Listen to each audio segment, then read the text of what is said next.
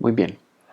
Para complementar un poco lo que acabamos de observar en la pizarra, creemos un nuevo script y lo vamos a llamar análisis frecuencial.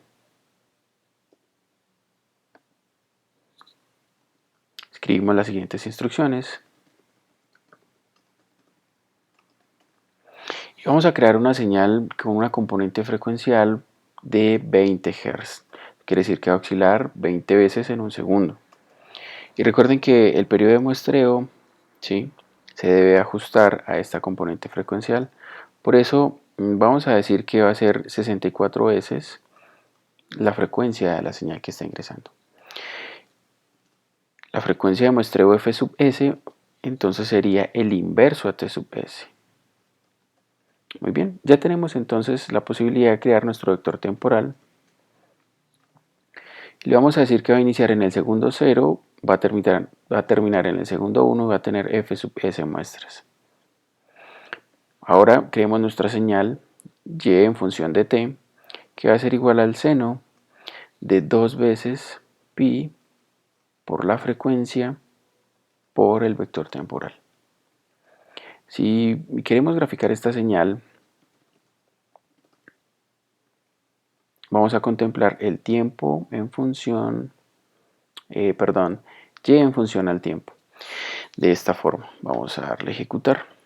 Y tenemos una señal en el tiempo o en el dominio temporal que tiene 20 oscilaciones por unidad de tiempo.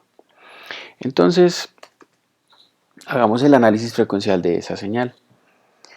Declaremos una variable ff que va a almacenar la transformada rápida de Fourier.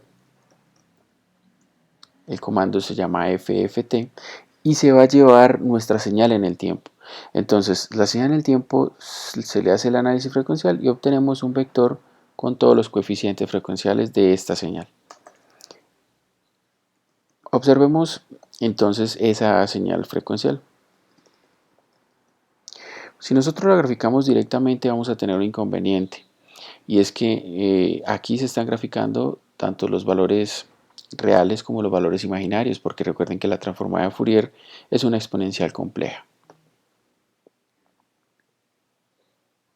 Pero para poder visualizarlo sin ningún lío vamos a colocar el valor absoluto de nuestra señal frecuencial. Ahora sí, vamos a ejecutar. Como pueden observar tenemos dos picos, uno al inicio, uno al final. Inicialmente este primer pico nos va a aparecer no en la posición 20 sino en la posición 21. Observemos. Ok, en el eje X, que es el eje de las frecuencias, nos aparece que está en la posición 21 ese pico máximo. Y esto es debido a lo siguiente. Resulta que la transformada de Fourier, vamos a hacer acá un comentario.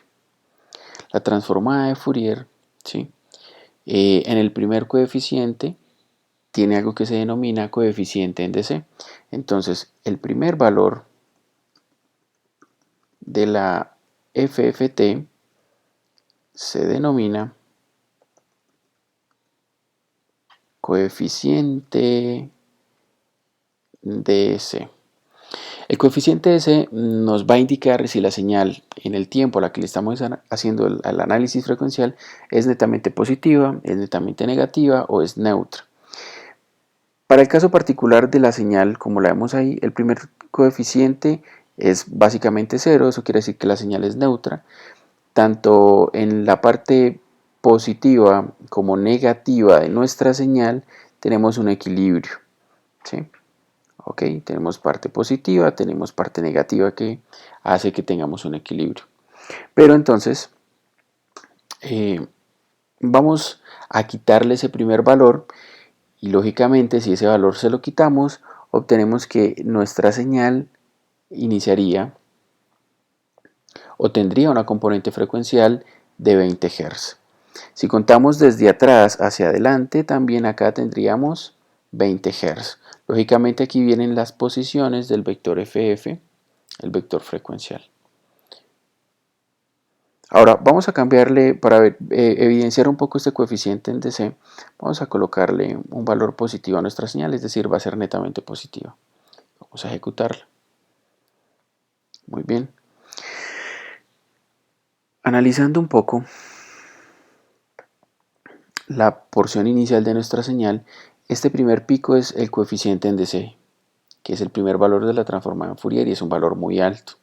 Esto nos está indicando que la señal es netamente positiva, la señal en el tiempo a la que le estamos haciendo el análisis frecuencial. Y acá podemos observar que nuestra señal sigue teniendo una componente frecuencial de 20 Hz, aunque aparezca en la posición 21.